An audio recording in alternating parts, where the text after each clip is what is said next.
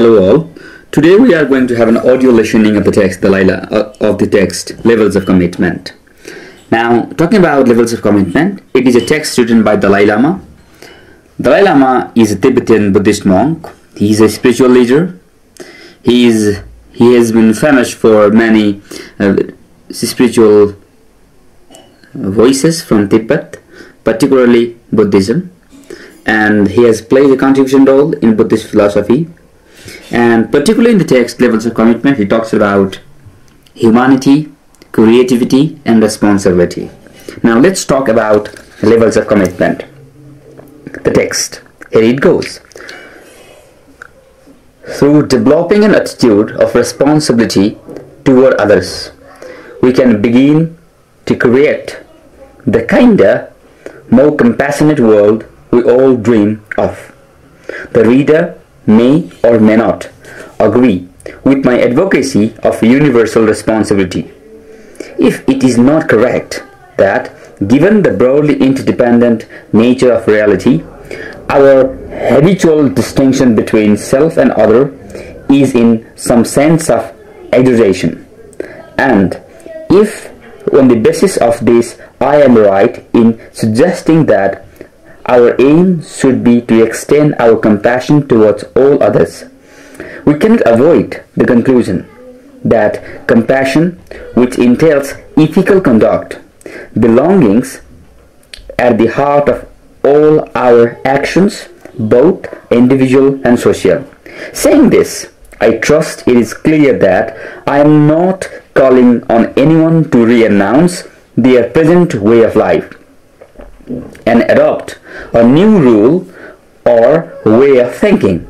Rather, my intention is to suggest that the individual keeping his or her daily life can change, can become a better, more compassionate and happier human being. And through being better, more compassionate individuals, we can make a significant contribution to the society itself. The work of a person laboring in some humble occupation is no less relevant to the well-being of society than that of, for example, a doctor, a teacher, a monk, or a nun. All human endeavor is potentially great and noble, so long as we carry out our work with good motivation, reminding ourselves that my work is for others. It will be more benefit to the wider community, but when the concern of others' feelings and welfare are missing, our activities tend to become spoiled through lack of human feeling. Religion, politics, economics and so on can be rendered dirty. Instead of serving humanity, they become agents of destruction. Therefore, in addition to developing a sense of human responsibility, we need actually to be responsible people until we put our principles into practice. They remain just that. So, for example, it is appropriate for a politician who is genuinely responsible to conduct himself or herself with honesty and integrity. It is appropriate for a businessman or a woman to consider the needs of others in their every enterprise they undertake. It is appropriate for a lawyer to use his or her expertise to fight for justice. Of course, it will be difficult to articulate precisely how our behavior would be shaped by a commitment to the principle of human responsibility or universal responsibility. For this reason, I do not have any particular standard in my mind. All that I hope is that if what is written here makes sense to you, the reader, you will strive to be compassionate in your daily life, and that out of a sense of responsibility toward all others, you will do what you can to help them. So when you walk past a dripping tap, you will turn it off. If you see a light burning unnecessarily, you will do the same. If you are a religious practitioner and tomorrow you meet someone of other religious tradition, you will show them the same respect as you would hope them to show you. Or if you are a scientist and you see that the research you are engaged in may cause harm to others, out of sense of responsibility, you will desist it from. According to your resources and recognizing the limitations of your circumstances, you will do what you can. Apart from this, I am not calling for any commitment as such.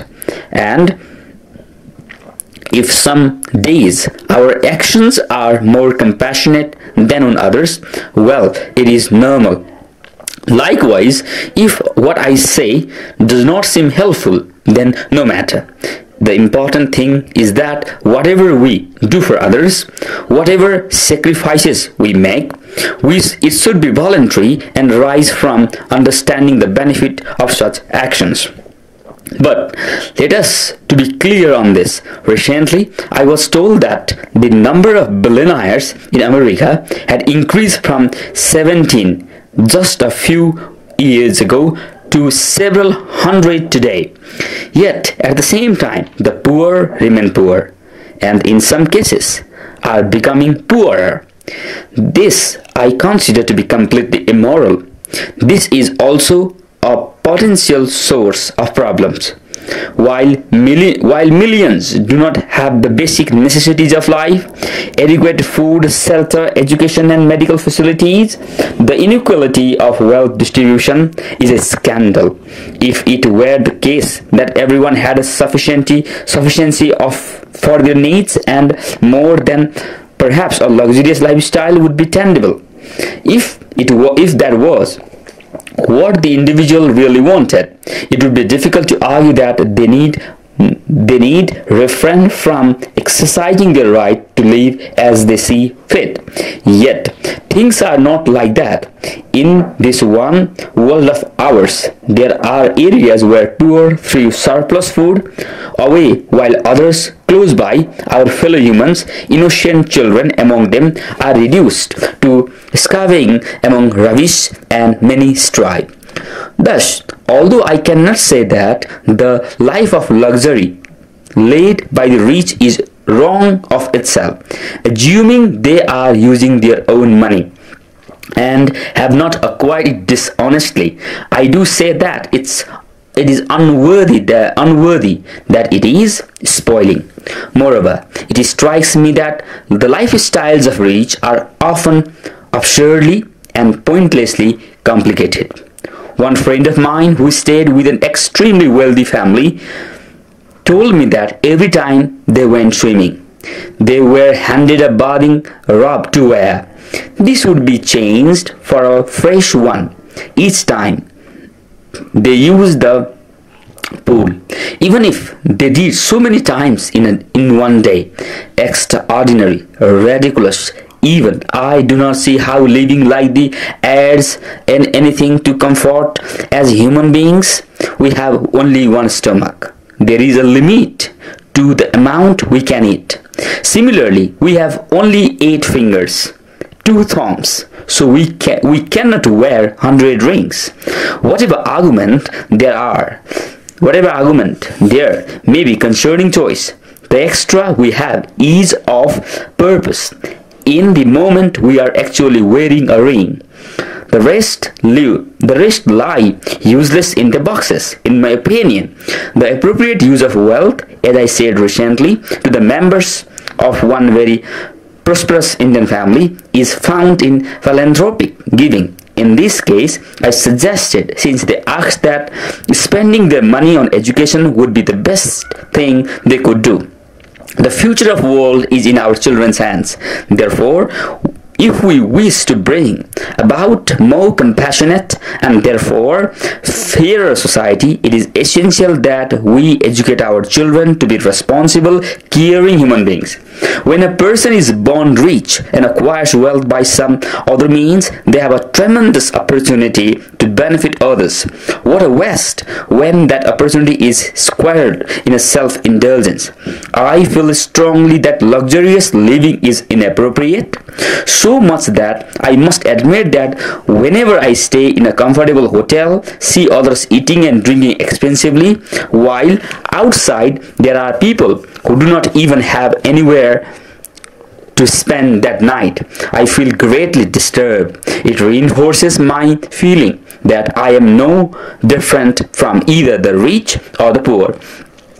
We are the same in wanting happiness and not to suffer, and we have an equal right to that happiness. As a result, I feel that if I were to see the workers' demonstration going by, I would certainly join it.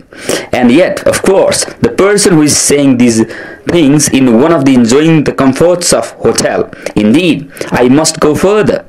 It is true that I possess several valuable wrist watches, and while I sometimes feel that if I were to sell them, I could perhaps build some huts for the poor, so far I have not. In the same way, I do feel that